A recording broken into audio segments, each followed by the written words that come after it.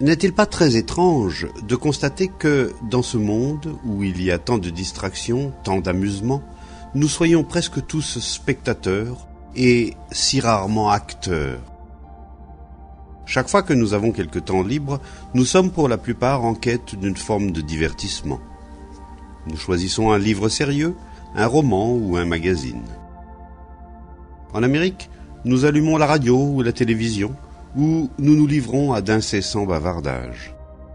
Nous exigeons sans cesse d'être divertis, amusés, arrachés à nous-mêmes. Nous avons peur d'être seuls, peur d'être privés de compagnie, privés de distraction d'une espèce ou d'une autre. Nous ne sommes que très peu à aller nous promener dans les champs, sans parler ni chanter des chansons, sans rien faire d'autre que marcher tranquillement et observer les choses autour de nous et en nous. C'est une chose que nous ne faisons pratiquement jamais, car en général, nous nous ennuyons énormément. Nous sommes pris dans le train-train de l'enseignement ou de l'étude, des tâches ménagères ou du travail, et dans nos moments de liberté, nous cherchons à nous distraire de manière sérieuse ou légère. Nous lisons ou nous allons au cinéma, ou nous nous tournons vers la religion, ce qui revient strictement au même. La religion est devenue elle aussi une forme de distraction, une façon d'échapper à l'ennui, à la routine. J'ignore si vous avez remarqué tout cela. La plupart des gens sont constamment occupés, à effectuer leur puja rituel, à répéter certains mots, à s'inquiéter de ceci ou de cela, parce qu'ils ont peur de se retrouver seuls face à eux-mêmes. Essayez donc de rester seul, sans aucune forme de distraction, et vous verrez que, très vite, vous avez envie de vous éloigner de vous-même et d'oublier ce que vous êtes. Cela explique l'importance majeure comprise dans ce que nous appelons la civilisation, ces énormes structures spécialisées dans le divertissement professionnel, la distraction standardisée. Si vous êtes observateur, vous remarquerez que de plus en plus de gens dans le monde deviennent de plus en plus distraits, de plus en plus sophistiqués et matérialistes. La multiplication des plaisirs, la publication d'innombrables ouvrages, les journaux et leurs pleines pages d'événements sportifs, tout cela est la preuve évidente que nous voulons être constamment divertis. Parce que, intérieurement, nous sommes vides, ternes, médiocres. Nous utilisons nos relations et nos réformes sociales comme moyen d'échapper à nous-mêmes. Avez-vous jamais remarqué à quel point la plupart des gens sont seuls? Et, pour échapper à la solitude, nous courons au temple, à l'église, à la mosquée. Nous nous habillons, nous prenons part à des mondanités. Nous regardons la télévision, nous écoutons la radio. Nous lisons et ainsi de suite. La solitude, savez-vous ce que c'est? Pour certains d'entre vous, le terme n'est peut-être pas très familier, mais le sentiment, lui, vous le connaissez très bien. Essayez d'aller vous promener tout seul, ou de rester sans rien à lire, sans personne à qui parler, et vous verrez comme l'ennui vient vite. C'est un sentiment qui vous est familier, mais vous ne savez pas pourquoi vous vous ennuyez. Vous n'avez jamais cherché à le savoir. Si vous explorez un peu la question, vous verrez que la cause de l'ennui n'est autre que la solitude. C'est pour échapper à la solitude que nous voulons être ensemble, être divertis, avoir des distractions en tout genre. Gourou, cérémonies religieuses, prières ou le dernier roman paru.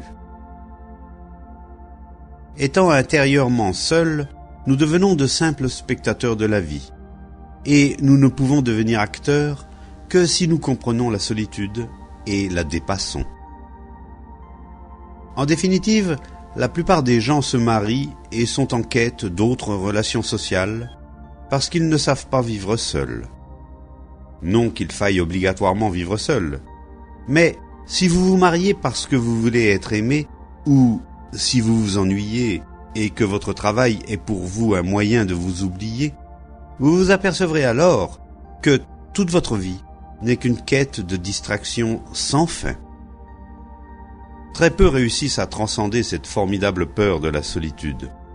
Pourtant, il le faut, car le véritable trésor se trouve au-delà. Il y a une immense différence entre le sentiment de solitude et la solitude en tant que fait.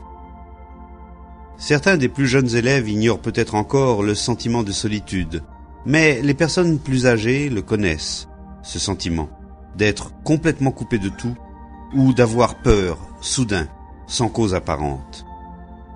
L'esprit connaît cette peur lorsque, l'espace d'un instant, il se rend compte qu'il ne peut compter sur rien, qu'aucune distraction ne peut lui ôter cette sensation de vide qui vous enferme en vous-même.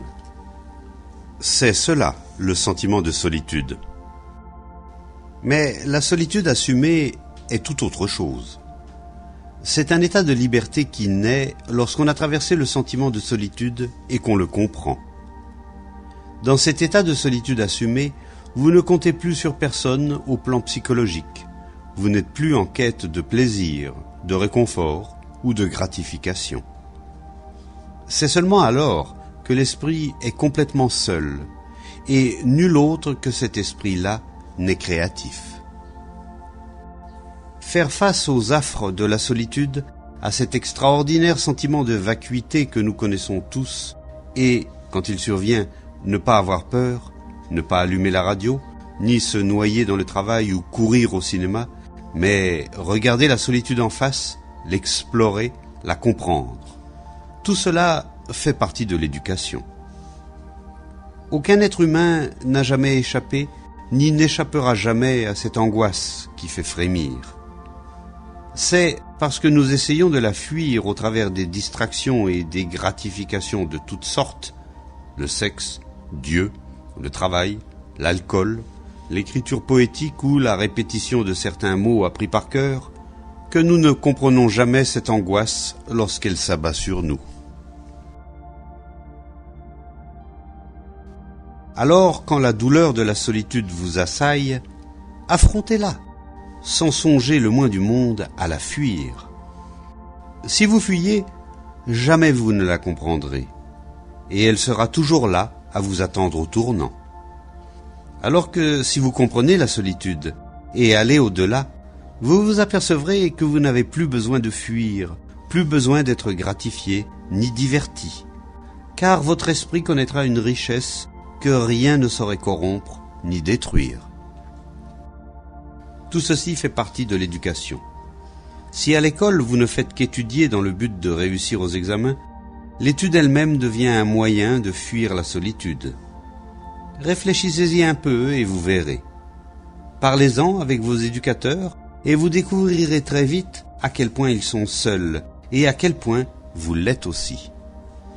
Mais ceux qui savent être intérieurement seuls, ceux dont l'esprit et le cœur sont libérés de la douleur de la solitude, ceux-là sont de véritables personnes, car ils sont capables de découvrir par eux-mêmes ce qu'est la réalité.